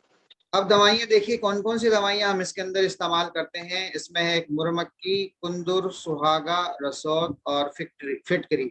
मुरमक्की दो दो हिस्से हैं और इसके अंदर फिटकरी का एक हिस्सा है। उसका रेफरेंस भी आपको सामने दिख रहा है अपने बयाज कबीर, तो बयाज कबीर है, और मखज़नुल मुफरदात है, खजाइनुल अदविया है, उनके कुछ रेफरेंस यहाँ पर हैं कि कौन कौन सी दवाइयाँ कितनी कितनी मिकदार में इस्तेमाल की गई। इनको अगर हम यूनानी की किताबों से ढूंढें, देखें, तो पता लगेगा मुरमक्की गरम खुश्क है, दाफे ताफुन, मुजफ्फिफ, जाली, मुहल्लिल असर रखती है। कुंदुर भी गरम खुश्क है, दाफे ताफुन असर रखता है। सुहागा भी गरम खुश्क है, दाफे ताफुन है, जाली है। रसौत सर्द खुश्क है और फिटकरी गरम खुश्क है। यहाँ पर अगर हम इसकी मिजाज को देखें, ध्यान से देखें, तो हम यहाँ पर खुश्की ज्यादा देख रहे हैं दवाइयों के अंदर। तो जितनी ज्यादा याबिस दवाइयों का हम इस्तेमाल करेंगे उतना जल्दी हम उस रतूबत को खुश्क कर पाएंगे जो कान के अंदर मौजूद है, क्योंकि मर्ज रतूबी है, बाहर से रतूबत पहुंच रही है। इसलिए हम वहाँ कोई ऐसी चीज डालें, कोई ऐसी चीज का इस्तेमाल करें जो उस रतूबत को सुखा दे, और जब रतूबत सूख जाएगी तो ऑटोमेटिक फंगस वहां से हट जाएगी। जब तक वहां रतूबत मौजूद रहेगी तब तक आप फंगस किसी भी तरह से नहीं हटा सकते, क्योंकि जरा सा जहां से भी मॉइस्चर मिलेगा, इंसान कब तक नहीं नहाएगा, नहाना धोना तो हल्का एक आध ड्रॉप पानी भी अंदर गया, उससे मॉइस्चर पहुंचा तो फैल जाएगा। तो इसलिए कान के अंदर यबूसत पैदा करने वाली दवाइयों का इस्तेमाल किया जाए। जरूरी नहीं है कि खाने की दवाइयां दी जाए, क्योंकि खाने की दवाइयों का उतना ज्यादा इफेक्ट नहीं होता जितना हम लोकल इफेक्ट ले लेते हैं, और उससे मरीज सिर्फ लगाने लगाने से या डालने की दवा से ही ठीक हो जाता है। तो ये जो दवाइयां हैं गर्म खुश्क मिजाज की हैं। और एक और खास बात इसमें यह है कि कुछ दवाइयां ऐसी हैं जो मिजाज में या अपने उसमें गोंद की शक्ल में है। गोंद की प्रॉपर्टी ये है कि जब वो अंदर कान की कैनाल में चिपक जाता है तो कोई भी मॉइस्चर आएगा तो वहां पकड़ के उसको वापस चूसता रहता है, बहुत जल्दी से वो वहां से निकलता नहीं है। तो हफ्ता 10 दिन तक अगर हम कान को एग्जामिनेशन करते हैं तो उसके बारीक बारीक से जो पाउडर के पार्टिकल्स है वो कैनाल के अंदर चिपके रहते हैं, तो जल्दी से वहां पर दोबारा से मॉइस्चर ज्यादा नहीं पहुंच पाता। अगर मॉइस्चर होगा भी तो जल्दी सूख जाता है। तो ये दवाइयां जो यबूसत पैदा करने वाली हैं, गर्म खुश्क मिजाज की हैं या सर्द खुश्क मिजाज की हैं, इनको हम लोकल तौर पर इस्तेमाल कर सकते हैं। ये दवाइयां हैं कुंदुर, रसोट, मुरमक्की, सुहागा, फिटकरी। इनका हम पाउडर करके और बहुत बारीक फाइन पाउडर करें, जितना बारीक फाइन पाउडर होगा उतना ही अच्छा रिजल्ट आपको देखने को मिलेगा, क्योंकि मोटा पाउडर नीचे गिर जाएगा और उससे फिर मरीज के कान में इचिंग, इरिटेशन, खुजली होती है। हालांकि फंगस तो नहीं होती लेकिन खुजली की शिकायत पैदा हो जाती है, इसलिए उसको भी दूर करने के लिए हम बहुत फाइन पाउडर इसका बनाएं ताकि आसानी से मरीज को हम ठीक कर सकें। अब स्टेप्स सुन लीजिए, क्या क्या स्टेप्स होंगे, किस तरह से आप इसको ठीक करेंगे। सबसे पहला काम ये है कि कान को साफ करना। साफ करने के लिए आप दो तरीके इस्तेमाल कर सकते हैं। सबसे अच्छा तरीका तो ये होता है कि आपके पास सक्शन मशीन हो।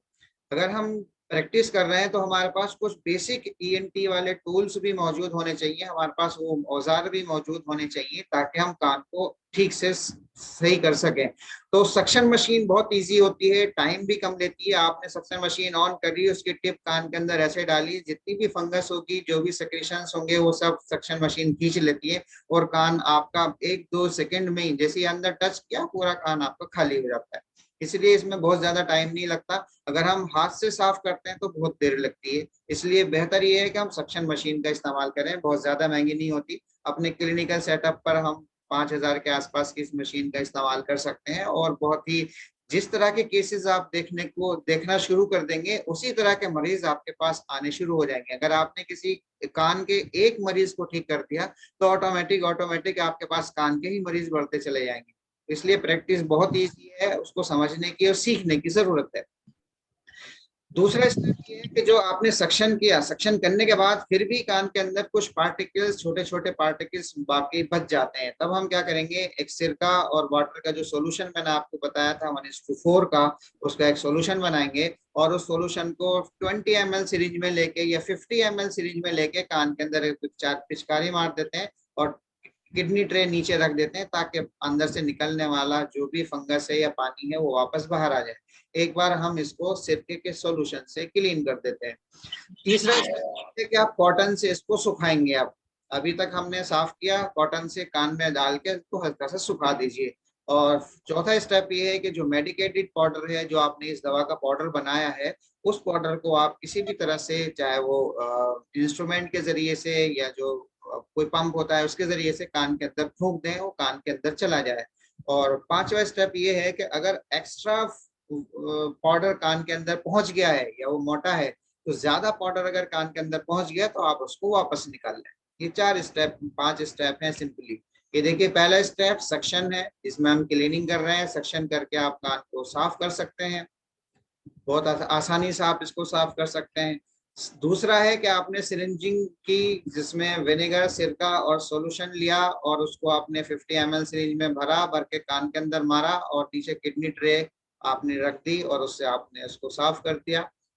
तीसरा स्टेप है ड्राइंग। कान को आपने इस ऑटो से जो हेड मिरर है उसकी मदद से लाइट डाली और उससे आपने कान को साफ कर दिया। और चौथा स्टेप ये है जिससे आप पाउडर कान के अंदर डाल रहे हैं। ये पाउडर कान के अंदर डालने के बहुत सारे तरीके हो सकते हैं। आप भी, मैंने जैसे ये बनाया हुआ है, जिस वो होता है पीपी इंस्ट्रूमेंट का पिछला वाला हिस्सा जो पंप होता है, उस पंप को आप आगे पाइप जोड़ लें उसमें, और उसमें दवा डाल के पीछे से पंप कर दें तो कान के अंदर चला जाए। इस तरह से आप कान के अंदर पाउडर किसी भी तरह से डाल दें, चाहे स्ट्रॉ की मदद से डाल दें, स्ट्रॉ में डाल के आप उसको फूंक सकते हैं, किसी भी तरह से आप इस पाउडर को कान के अंदर डाल दें। पांचवा स्टेप ये है कि आपने जो एक्स्ट्रा पाउडर था उसको आप इसी सक्शन मशीन से वापस निकाल लीजिए, ताकि बस कैनाल के अंदर पाउडर लगा रहे और आसानी से आप इसको जो एक्स्ट्रा पाउडर है उसको आप वहां से निकाल लें। तो कंक्लूजन क्या हुआ अब इस पूरे लेक्चर का, जहां पर हमने अभी तक सारी बात की है, तो सबसे पहला काम ये है कि एक्सटर्नल ऑडिटरी कैनाल को आपको साफ करना है, क्लीन करना है। जब वो साफ हो जाए, क्लीन हो जाए, तो उसके बाद में दूसरा काम, साफ करने के बाद में उसकी सिरिंजिंग कर दें। सिरिंजिंग से जितने भी पार्टिकल्स है वो सब निकल जाते हैं। बाई चांस अगर सिरिंजिंग पॉसिबल नहीं हो तो अगर हम सक्शन से पूरी तरह से क्लीन करके और उसके बाद में जो सिरका है, सिरका वाटर का जो सॉल्यूशन है, हम कॉटन से ही ऐसे ही साफ कर दें तो भी काम उससे हो जाता है। अगर सिरिंजिंग ना कर पाए तो, या नहीं आती है करनी, वैसे सीख लेने में कोई बुराई नहीं है, बहुत छोटा सा प्रोसीजर है। नेक्स्ट में आप नुफूक थेरेपी, जो भी पाउडर है आप उसको कान में डाल दीजिए और उसके बाद में मरीज को बिल्कुल छोड़ दीजिए। कान को खुला रखने की हिदायत करिए। अभी 1 हफ्ते तक कान में पानी ना जाए, उसके लिए हम मरीज से ये कहते हैं कि आप कॉटन को तेल में भिगोइए, तेल में भिगो के उसको कान में लगा लीजिए। क्योंकि जब कॉटन तेल में भीग जाती है तो वो पानी को अब्जॉर्ब नहीं करती, इसलिए चिकनी करके निचोड़ के और उसको कान में लगा लें, ताकि बाहर से आने वाला कोई भी पानी कान के अंदर ना जाए। तो ये था सिंपल सा प्रोसीजर कि किस तरह से हम इस ऑटोमाइकोसिस का ट्रीटमेंट करते हैं, किस तरह से हम उसका इलाज करते हैं। यहाँ पर बहुत सारी चीजें ऐसी जो सवालात भी आपके सामने होंगे, बहुत सारे क्वेश्चंस आपकी तरफ से हो सकते हैं, उसको हम अभी ले लेंगे। यहाँ जो अभी तक का उसमें जहन में रखने वाली बात यह है कि जितने भी हम एंटी फंगल ईयर ड्रॉप इस्तेमाल करते हैं, उनका इस्तेमाल जो लोग करते हैं वो बहुत लंबे टाइम तक करना पड़ता है। हम अगर कान को साफ करके और सिर्फ पाउडर का ही इस्तेमाल कर लें तो भी ठीक है। एक दूसरा तरीका और भी हो सकता है, अगर बाई चांस आप ये दवा ना बना पाए तो जितने भी एंटी फंगल पाउडर अगर मार्केट में मौजूद हैं, जो डस्टिंग पाउडर होते हैं, जैसे कैंडिड का पाउडर आता है, आप उसको भी लेके कान के अंदर ऐसे मार देंगे तो उससे भी कान की फंगस या कान जो है पूरी तरह से सूख जाएगा, एक ही बार में ठीक हो जाएगा।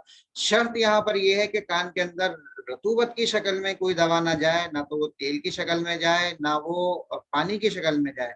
जाए तो वो ड्राई फॉर्म में जाए, और पाउडर की शक्ल में जाएगी तो बहुत जल्दी से हम इसको हैंडल कर सकते हैं। बहुत सारे केसेस हमारे स्टाफ के अंदर ही, बहुत सारे केसेस ऐसे हैं जो बहुत सारी इधर उधर दवाइयां इस्तेमाल की जिन्होंने, और उसके बाद वो ठीक नहीं होते, तब हम सिर्फ और सिर्फ एक ही बार में उसको ये थेरेपी करते हैं तो उससे ठीक हो जाते हैं। बहुत कम ऐसे चांस पड़ते हैं कि जहां पर हमें ये 2 बार करनी पड़ी हो, लेकिन ज्यादातर तो हम एक ही बार में इस ऑटोमाइकोसिस को पूरी तरह से ट्रीट कर सकते हैं। इसके बाद में ये यहीं पर हम इसको खत्म करते हैं। अगर किसी के कोई सवालात इसके ताल्लुक से हों, कोई क्वेश्चंस हो, तो यू आर मोस्ट वेलकम, आप पूछ सकते हैं। डॉक्टर अकमल साहब, ओवर टू। बहुत बहुत शुक्रिया सर। जैसा कि लेक्चर से हमें मालूम ही हुआ है कि अगर हम थोड़ा डिफरेंट होना चाहते हैं, जैसे सर ने कहा कि आप अपनी प्रैक्टिस में अगर इन चीज़ों को लेंगे तो आप स्पेसिफिकली दूसरे लोगों से अलग हो जाएंगे, क्योंकि बहुत सारे केसेस ऐसे हैं, ईएनटी के केसेस नॉर्मली हम हैंडल नहीं करते हैं। और मेरा मानना ऐसा है कि अगर आप आपके कलीग जो प्रैक्टिशनर हैं, जहाँ हम क्लिनिकल प्रैक्टिस करते हैं, बहुत सारे प्रैक्टिशनर्स वहाँ पर होते हैं, और अगर हम कुछ डिफरेंट होना चाहते हैं, और जब सर ने अपने लेक्चर में बात की कि जिस तरह की प्रैक्टिस आप करते हैं फिर आपके पास उसी तरह के मरीज आने लग जाते हैं, तो अगर आपको अपनी प्रैक्टिस को बेहतर बनाना है और उसके लिए आपको थोड़ा डिफरेंट होना पड़ेगा, दूसरे लोगों से आपको थोड़ा डिफरेंट अगर आप करेंगे अपने आप को, तो फिर मरीज़ आपके पास उस तरह के आने शुरू हो जाएंगे।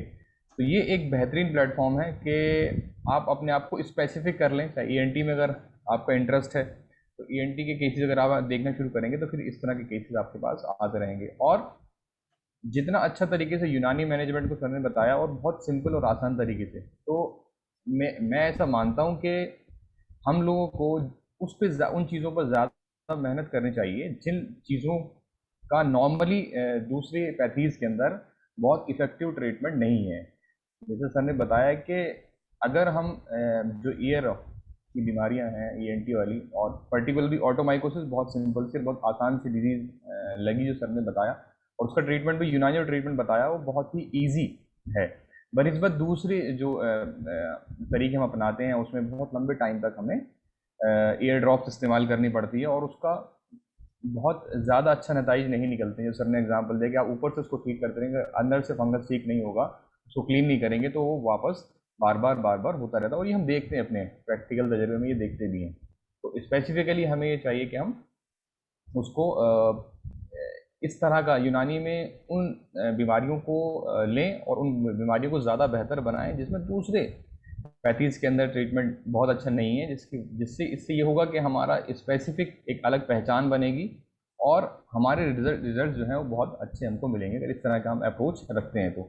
तो सर ने बहुत ही शानदार तरीके से इस चीज़ को रखा, और मैंने पहले भी कहा था कि एक एग्ज़ाम्पल हैं डॉक्टर आरिफ सर जो हैं हम लोगों के लिए भी, प्रैक्टिशनर्स के लिए भी, कि अगर हम मेहनत करें थोड़ी सी भी, अगर हम थोड़ा स्पेसिफिक मेहनत करें अपने इंटरेस्ट के हिसाब से, जैसे आपको ईएनटी में इंटरेस्ट था तो ऑल ओवर इंडिया जो मेरा अपने तजर्बा है, मेरे ख्याल से सर के मुकाबले में ईएनटी की इतनी बेहतर प्रैक्टिस यूनानी के अंदर कोई भी नहीं करता, और सर की बहुत अलग अप्रोच है, और आप लोगों को जान के ये खुशी भी होगी। मैं बता देता हूँ, हालांकि सर पसंद नहीं करते इन चीज़ों को ज़्यादा तारीखों कि आपने एक इंस्ट्रूमेंट इजाद किया है, इन्वेंट किया है ईएनटी के लिए यूनानी में, और दवाओं को इस्तेमाल कैसे करें आसानी से, कान की जो दवाइयाँ हैं उनको इस्तेमाल करने के लिए एक इंस्ट्रूमेंट बनाया है, उसको पेटेंट भी करा लिया है सर ने। तो ये एक बहुत बड़ी कामयाबी है, और ये सबूत है इस बात का कि आप स्पेसिफिकली अगर मेहनत करते हैं एक पर्टिकुलर फील्ड के अंदर तो आप बिल्कुल एक्सेल कर सकते हैं उसके अंदर। और जब हमारे साथ एग्जाम्स होते हैं दूसरे लोगों ने किया है तो हम भी कर सकते हैं। तो जिसका जिस फील्ड में इंटरेस्ट है स्टूडेंट के लिए भी और जो प्रैक्टिशनर है उनके लिए भी एक अच्छा एग्जाम्पल है। तो अगर किसी की कोई क्वेरी है, कोई सवाल है, तो उसमें अपनी अपने सवालात आप जैसे चैट बॉक्स में क्वेश्चन पूछ सकते हैं। एक सवाल सर इसमें ये कि नॉर्मली जो हम इस्तेमाल करते हैं और अमूमन अगर हम देखें तो रोगन बादाम और रोगन खुश्क का इस्तेमाल बहुत ज़्यादा मतलब मैंने जो पढ़ा है यूनानी के अंदर कुछ बीमारियों के अंदर अक्सर रोगन खुश्क है, रोगन नीम है और रोगन बादाम है, इस्तेमाल हमें मिलता ही मिलता है। लेकिन आपने जो अपने प्रैक्टिकल तरीके के हिसाब से बताया कि बहुत ज़्यादा इससे कामयाबी हमें नहीं मिली, और जो फंगल इन्फेक्शन है या ऑटोमाइकोसिस है वो बढ़ सकती है इससे। तो क्या ये ऑयल का गलत तरीके से इस्तेमाल करना एक वजह है, क्योंकि यूनानी की किताबों में तो ट्रीटमेंट ये मिलता भी है हमें, या कुछ हमारी डायग्नोसिस में हमें दिक्कत होती है? उसको थोड़ा सा स्पेसिफाई कर दीजिए, क्योंकि बहुत कॉन्ट्रास्ट है ये दोनों ही चीज़ें। जी जी जी, देखिए डॉक्टर अकमल साहब, ये जो क्वेश्चंस आया है, क्वेश्चन जो आया है बहुत ही अहम भी है। और जैसे मैंने इसकी, मुझे लगा था अहम है इसलिए मैंने इसकी वजाहत अपने लेक्चर में भी की है, इसी वजह से कि अहम है, क्योंकि हमारी जो हिंदुस्तान की पॉपुलेशन है, खासतौर से गांव देहात से जो जुड़े हुए लोग हैं, हमारे दादा नानी से जो नुस्खे इस तरह से हमारे पास में आते हैं, तो वहाँ जितना भी हमारी यूनानी क्लासिकल लिटरेचर में इन दवाओं का जिक्र है, वो कहीं ना कहीं जो हमारे कान में इचिंग, इरिटेशन की वजह से जो कान के अंदर दर्द हो रहा है या जलन हो रही है या कुछ खुजली ज्यादा होती है। देखिए बिल्कुल दो चीजें अलग हैं। एक तो ये कि कान के अंदर खुजली होना, ये खुजली क्या हमारे स्किन के ड्राइनेस की वजह से है या फंगस की वजह से? अगर हम इसमें डिफरेंशिएट नहीं करेंगे तो फिर गलती करेंगे और नुकसान भी खाएंगे उसका। कई बार ऐसा होता है, मौसम सर्द होता है, आपने देखा होगा सर्दी के अंदर खुजली ज्यादा होती है, ठंडा मौसम में स्किन बहुत ज्यादा ड्राई हो जाती है और हम उसको खुजाते हैं। तो ऐसे केसेस में जहां पर इचिंग सिर्फ ड्राइनेस की वजह से हो रही हो, या ऐसे लोग जो गर्म खुश्क मिजाज के हैं, गर्म खुश्क चीजें ज्यादा इस्तेमाल करते हैं, उनकी स्किन में भी ड्राइनेस मौजूद है, उसकी वजह से जब कान में इचिंग होती है तो वहां पर आप जो भी ऑयल अप्लाई करेंगे सब एक्सेप्टेबल है, सब वहां पर काम करेंगे। आप रोगन बादाम का इस्तेमाल कर लें, रोगन तुर्क का इस्तेमाल करते हैं, रोगन गुल लगाते हैं, इवन कुछ भी नहीं है तो देसी घी लगाते हैं, वैसलीन लगाते हैं, ग्लिसरीन लगाते हैं, कोई भी मॉइस्चराइजिंग एजेंट जो स्किन को मॉइस्चर प्रोड्यूस कर दे, स्किन को चिकना कर दे, मॉइस्चर से मतलब चिकना करने से मुराद है, मॉइस्चर से मतलब वहाँ वो रतूबत पहुंचाना नहीं है, वो चिकना कर दे। जब चिकना हो जाएगा, ड्राइनेस कम हो जाएगी, तो कान की इचिंग ठीक हो जाती है। दूसरी बात, एएसओएम जब होता है तो उस एएसओएम की कंडीशन में हम इनिशियल फेज में मकामी तौर से रोगन गुल या रोगन गुल के साथ सिरके का इस्तेमाल हम इनिशियल फेज में करते हैं, और वो मुफीद भी साबित होता है और यूनानी की किताबों में उसका जिक्र मौजूद भी है। लेकिन अगर कान में एक बार परफोरेशन हो जाए, सुराख हो जाए, तो फिर वहां पर फिर कंट्राइंडिकेशन वाली लाइन लग जाती है कि वहां पर आप अब कोई भी तेल इस्तेमाल नहीं करेंगे, क्योंकि तेल के इस्तेमाल करने से ज्यादातर कान के अंदर जो भी तेल इस्तेमाल किया जाएगा वो ऑटोमेटिक कान के अंदर पहुंच जाता है, और मिडिल ईयर में पहुंचने से कान में दर्द ज्यादा हो जाता है। तो यहाँ पर एक चीज ये वाली कि जो जितने भी तेल हमारे उस लिटरेचर में मौजूद हैं, उनको हम पहले आइडेंटिफाई कर लें कि वो किस मिजाज में, किस मर्ज में इस्तेमाल किए गए हैं हम, और अब हम जो इस्तेमाल कर रहे हैं वो कहाँ पे कर रहे हैं। मैं आपको अपनी स्टोरी बताता हूँ, आपको ताज्जुब होगा, हालांकि मैंने लेक्चर के शुरू में भी बताया कि मैं तकरीबन 1.5 साल तक इस लायक नहीं था कि मैं सिर्फ ऑटोमाइकोसिस का इलाज कर सकूं। मतलब मैंने इतने तेल, हैरानी ये होगी, मैंने इतने तेल इस्तेमाल किए हैं, क्योंकि यानी कि जो जो अभी कंफ्यूजन आपने बताया कि साहब ये रोगन बादाम है, रोगन कमेला है, रोगन कलौंजी है, रोगन नीम है, सबके सब आप लिटरेचर उठा के देख लें, सबके सब anti fungal anti bacterial property रखते हैं। लेकिन जब हम इसको फंगस के अंदर इस्तेमाल करते हैं तो बिल्कुल भी नतीजा नहीं निकलता। तो हम परेशान ये हो गए कि भाई हम ईएनटी की ओपीडी, इतने सारे मरीज आ रहे हैं, ईएनटी की ओपीडी चला रहे हैं, और हम ड्रॉप मतलब दवा डाल देकर हम फंगस को ठीक नहीं कर पा रहे हैं। तो फिर उसके बाद में जब हमसे इसको और ज्यादा पढ़ा और डिटेल में पढ़ा, तो हमने सोचा चलो भाई ये नुफूक के कुछ नुस्खे लिखे हैं, कुछ अतिब्बा ने पाउडर भी इस्तेमाल करवाए हैं, जैसे कुश्ता सदफ है उसका भी इस्तेमाल करा है, कुश्ता सदफ का पाउडर भी आप फूक देंगे तो भी उससे ऑटोमाइकोसिस कंट्रोल हो जाएगी, ठीक हो जाएगी। मतलब जितने भी ऐसे कुश्ते जाते हैं जो जो यबूसत जिसके अंदर होती है, हार याबिस है या बारिद याबिस है, आप उसको भी फूक देंगे तो भी उससे भी कंट्रोल हो जाएगी। लेकिन उसके अंदर अगर दाफे ताफुन असर है तो वो और ज्यादा इफेक्टिव होगा, जिससे कुछ दवाइयों का सिलेक्शन हमने इसमें किया था, जो 5 दवाइयां मैंने आपको बताई हैं। तो ये इस ऑयल के कंफ्यूजन में जब तक हम इतनी उसमें रहे, तो इसलिए मैं अपने जितने भी पार्टिसिपेंट्स हैं उनको इस भ्रम से निकालना चाह रहा हूँ कि जिस कंफ्यूजन में हम रहे और 1.5 साल 2 साल हमने उसमें खराब किए, तो अब आप आगे उस पर एक्सपेरिमेंट ना करें, क्योंकि उसमें फेलियर के ही चांस हैं। अब हम कोई भी तेल अगर हम इस्तेमाल करते हैं तो सिर्फ उस कंडीशन में करें कि कान के अंदर थोड़ा सा मॉइस्चर की शक्ल में इस्तेमाल हो जाए। अगर कोई तेल कान में डालना भी हो, या अगर हमने किताब में पढ़ा भी है कि डाल सकते हैं, तो उसको हम फिर पूरी तरह से पकाएं, उबालें, उबालने के बाद में मतलब पूरी तरह से पका के फिर ठंडा करके फिर कान में डालें। तो दूसरा तरीका कान में डालने का ये है कि हम उसको पूरी तरह से पका के फिर कान में डालें। जी डॉक्टर साहब। जी जी, बहुत बहुत शुक्रिया सर, बहुत शुक्रिया। मतलब इसमें सिर्फ ये जो कन्फ्यूज़न रहता है कि हमारी डायग्नोसिस हमें समझनी ज़रूरी है कि वो जो सिर्फ खुश्की की वजह से जो ईचिंग हो रही है, या फिर किसी फंगल इन्फेक्शन की वजह से, तो फिर स्पेसिफिकली आसानी से उसका इलाज कर सकते हैं। तो पहले ये चीज़ इंपॉर्टेंट है डायग्नोसिस कि हम उसको प्रॉपर डायग्नोस कर पाएँ। एक सवाल और है, हालांकि इसका रिलेशन हमारे आज के टॉपिक से नहीं है, तो मैं दरख्वास्त भी करूँगा पार्टिसिपेंट से कि टॉपिक से रिलेटेड मुझे ज़्यादा अच्छा है। हालांकि सर की ऐसी मिजाज नहीं है कि वो ना बताएं उस चीज़ को, फिर भी मैं पूछ लेता हूँ। एक कहकशा है इनका, थ्रॉट इन्फेक्शन में नज़ले में नज़ला अगर हो जाए तो उसमें ईयर एक होता है, तो उसमें हम क्या कर सकते हैं? ऑफ द ट्रैक है, लेकिन जब सवाल आ गया तो मैं। जी जी जी जी। देखिए, थ्रॉट इन्फेक्शन में जब भी ईयर एक होता है तो वो यूस्टेशियन ट्यूब के ब्लॉकेज की वजह से होता है। जब भी यूस्टेशियन ट्यूब ब्लॉक होगी, मिडिल ईयर का जो प्रेशर है वो नेगेटिव हो जाएगा और टिम्पैनिक मेम्ब्रेन अंदर की तरफ खिंच जाएगी, जिसको हम retraction of the tympanic membrane कहते हैं। ये फर्स्ट स्टेज होती है एएसओएम की। अगर नाक में कुछ जुकाम हुआ, कोई नजला हुआ, कोल्ड हुआ या थ्रॉट इन्फेक्शन हुआ, मतलब नाक और हलक में से कोई भी चीज अगर मुतासिर हुई है, तो उसकी वजह से फौरन यूस्टेशियन ट्यूब ब्लॉक हो जाती है। जैसे मैंने आपको स्टार्टिंग में एक पिक्चर दिखाई थी जिसमें कान दिखाया था, मिडिल ईयर का जो कनेक्शन है वो स्टेशन ट्यूब से है। तो जब भी थ्रोट इन्फेक्शन होते हैं तो यूस्टेशन ट्यूब पहली फुर्सत में ब्लॉक हो जाती है। क्यों बंद होती है? क्योंकि यूस्टेशन ट्यूब बहुत ही एक बारीक सी ट्यूब है, अगर वहां थोड़ी सी स्वेलिंग भी आ गई तो भी बंद हो जाएगी। अगर हमने वहां पर कोई भी चीज बढ़ गई, मान लीजिए बच्चों के अंदर एडिनॉइड है, एडिनॉइड का अगर थोड़ा सा साइज भी बढ़ गया तो भी ट्यूब ब्लॉक हो जाती है। उनके एएसएम की इंसिडेंस उन बच्चों के अंदर बढ़ जाती है जिनके अंदर एडिनॉइड हाइपरट्रॉफी होती है। तो यहाँ पर जो आपका सवाल ये है कि अगर थ्रोट इन्फेक्शन हो, थ्रोट इन्फेक्शन में कान में दर्द क्यों होता है, तो पहला जवाब तो ये कि कान में दर्द होने की वजह यूस्टेशन ट्यूब ब्लॉकेज है।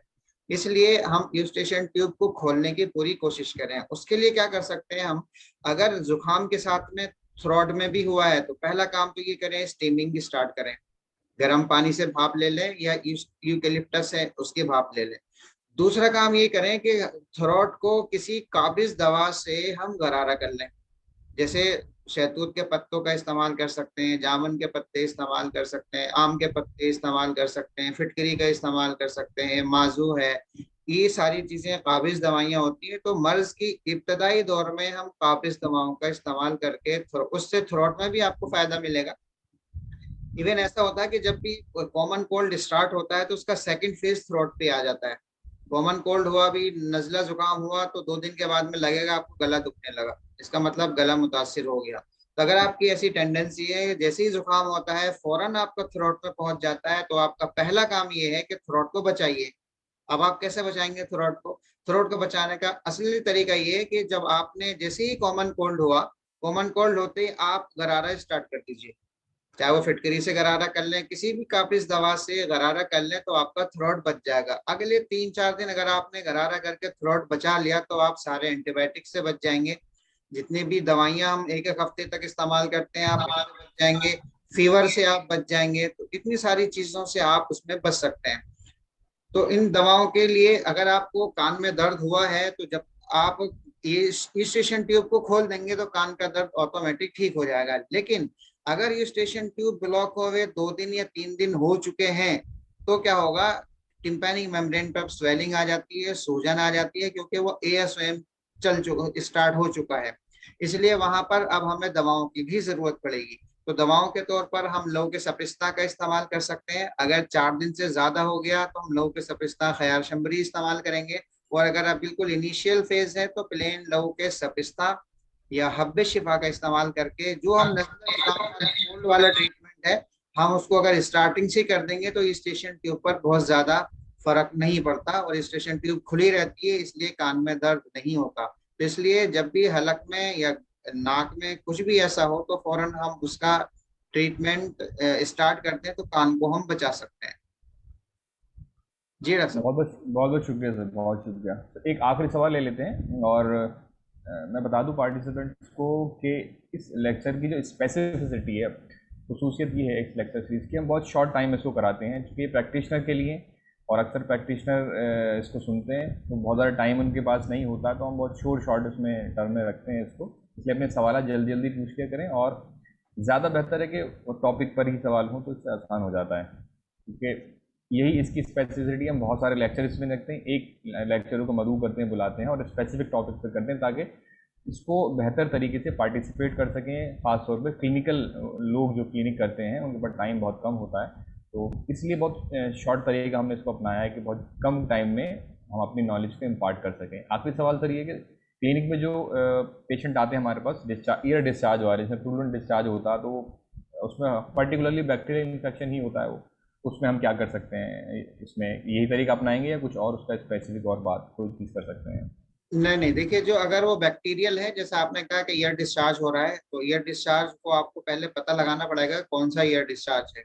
अगर वो फंगस के लगने की वजह से ईयर डिस्चार्ज है तो वो ऑटोमाइकोसिस वाला ट्रीटमेंट जाएगा जो हमने अभी पूरा लेक्चर लिया है आपका।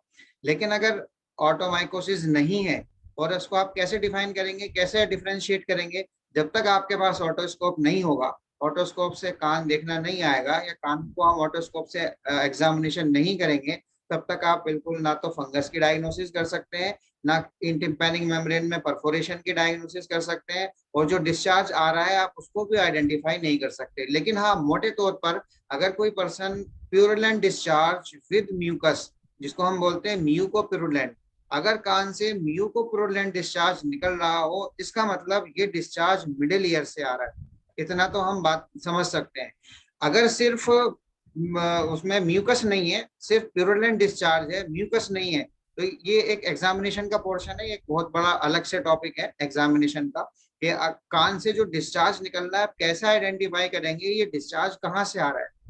कौन सा डिस्चार्ज है तो एक्सटर्नल ईयर से आ रहा होगा, कौन सा डिस्चार्ज ऐसा है जो इंटरनल ईयर से या मिडिल ईयर से आ रहा है, उसको हम किस तरह से आइडेंटिफाई करें कि कौन सा डिस्चार्ज आ रहा है। तो इस डिस्चार्ज को देखने के लिए, समझने के लिए हमें ऑटोस्कोप की जरूरत पड़ेगी। लेकिन लाइन ऑफ ट्रीटमेंट वहां पे बिल्कुल अलग होगा। लाइन ऑफ ट्रीटमेंट ये होगा कि जो और जो जिसको आप बैक्टीरियल इन्फेक्शन कह रहे हैं, जिसमें हम पस जिसमें निकल रहा है, उसके अंदर हम याबिस दवाइयों का ही इस्तेमाल करते हैं। खासतौर से ऐसी दवाइयां जो नजला जुकाम में इस्तेमाल होती हैं वही कान के अंदर इस्तेमाल होती हैं।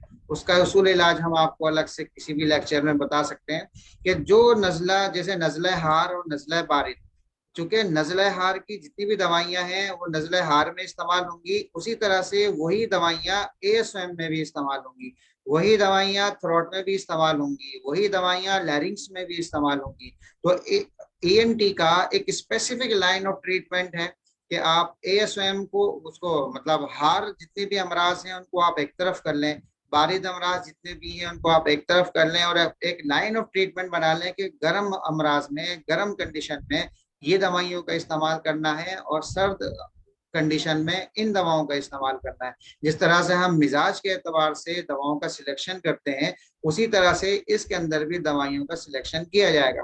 तो यहाँ पर हम अगर सिंपली हम दवा की बात करें, अगर किसी पर्सन को ऐसा हो रहा है कि कान से मवाद निकल रहा है और वो लंबे टाइम से निकल रहा है, मतलब एक क्रॉनिक कंडीशन है, सर्द फेज में पहुंच गया और लंबे टाइम से चल रहा है, वहां पर बुरूदत मौजूद है, उसकी वजह से ऐसा हो रहा है, तो वहां पर हम जितनी भी दवाइयां इस्तेमाल करते हैं वो जिसे हम वहाँ इस्तेमाल करेंगे, इसका नाम क्या है, किबरीत के जितने भी वो हैं मुसफ़ियात किबरीत वाली, उसका इस्तेमाल कर सकते हैं। जैसे कुर्से असफर है, कुर्से असफर का वहां पे इस्तेमाल कर सकते हैं।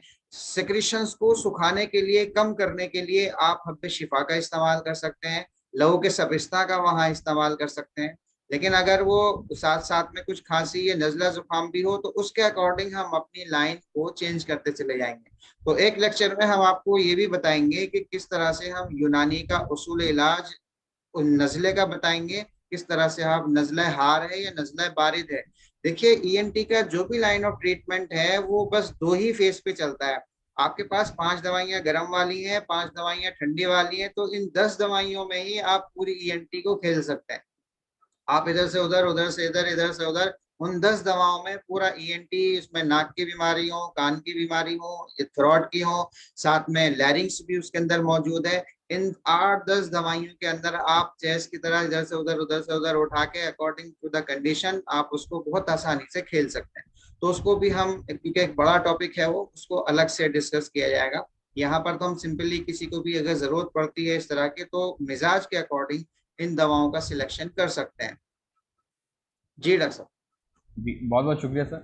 और हम आज के इस लेक्चर के ऑलमोस्ट अख्ताम पर पहुंच चुके हैं। बहुत ही जामे लेक्चर था और बहुत इन्फॉर्मेटिव भी था, और प्रैक्टिकल एस्पेक्ट और जो इस लेक्चर सीरीज़ का मकसद भी है उस पर काफ़ी ज़्यादा उस पर स्ट्रेस दिया गया इस लेक्चर में।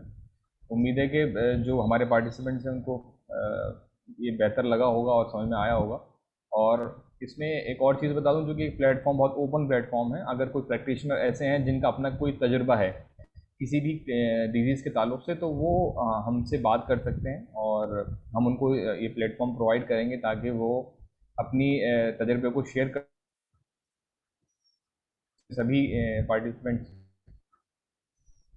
को ये एक मौका है कि अपने अपने तजुर्बात शेयर कर सकते हैं। तो हमसे बात करें, हमको ये प्लेटफॉर्म प्रोवाइड करेंगे। तो प्रोग्राम का जो कि अख्ताम है, मैं डॉक्टर अब्दुल माजिद साहब जो सहारनपुर से जुड़े हुए हैं हमारे साथ, मैं दरख्वास्त करता हूँ उनसे कि वोट ऑफ थैंक्स जो है हमारे आज के पार्टिसिपेंट्स और हमारे आज के लेक्चर को उनका शुक्रिया वो अदा करें।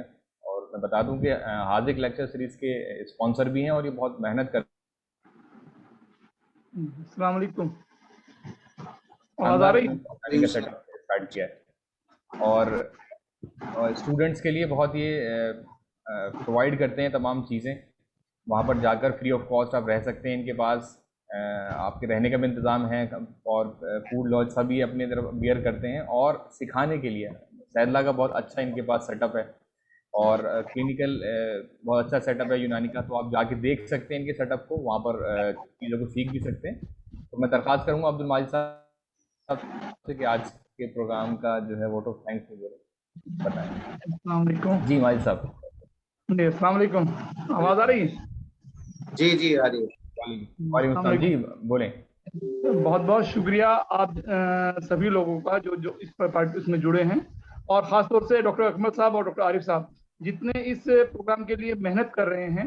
मैं उनका तहे दिल से शुक्रिया अदा करता हूँ कि वो यूनानी के लिए इतनी मेहनत, इतनी लगन अगर हम सब में हो जाए तो आज ये एक उरूज पे आ सकती है। और इंशाल्लाह इसमें इनकी मेहनत को ना जाया जाते हुए हम सभी से मैं गुजारिश करता हूँ कि जितने भी आदमी एक दूसरे से हो सकते हैं वो जुड़ सकते हैं, तो इसका पूरा पूरा फ़ायदा उठाएं, जिससे कि हम यूनानी का जो हम प्रैक्टिस में भूल चुके हैं, छोड़ चुके हैं, वो हम दोबारा सीखें। डॉक्टर आरिफ साहब 2 बार आकर, 3 बार आकर हमारे यहाँ गए हैं, और जिन पेशेंटों का इन्होंने कैंप में इलाज किया है, हालांकि कैंप में बहुत पूरा प्रॉपर इलाज नहीं मिल पाता, लेकिन जिनका इलाज किया है ऑटोमाइसिस में और दूसरे पेशेंट भी, वो आज तक भी अल्लाह का शुक्र है दुआएं देते हैं और शुक्रिया अदा करते हैं डॉक्टर साहब का। तो इसलिए मैं ये चाहूँगा कि ये हाजिर लेक्चर सीरीज में जितने भी जो भी आदमी आके अपना प्रोग्राम करना चाहे वो कर सकते हैं। और फिर मैं दोबारा से एक बार शुक्रिया अदा करता हूँ डॉक्टर अकमल साहब का और डॉक्टर आरिफ साहब का कि अल्लाह ताला इस प्रोग्राम को और दिन दुनिया रात चौगनी तरक्की दे और किसी की नज़र ना लगे, और ये इसी तरह चलता रहे, और दोनों को अल्लाह ताला और मज़ीद तरक्की दे। अस्सलाम वालेकुम। अच्छा। बहुत बहुत शुक्रिया सर और सभी पार्टिसिपेंट्स। और आज के हमारे लेक्चर में आप लोगों को से ये दरख्वास्त करता हूँ कि आप जुड़े रहें इससे। जब भी मौका मिलेगा हम आपको मदऊ करते रहेंगे और आते रहें। और आज का इस प्रोग्राम के हम बाकायदा तौर पर इख्तिताम करते हैं। बहुत बहुत शुक्रिया सभी का। अस्सलाम।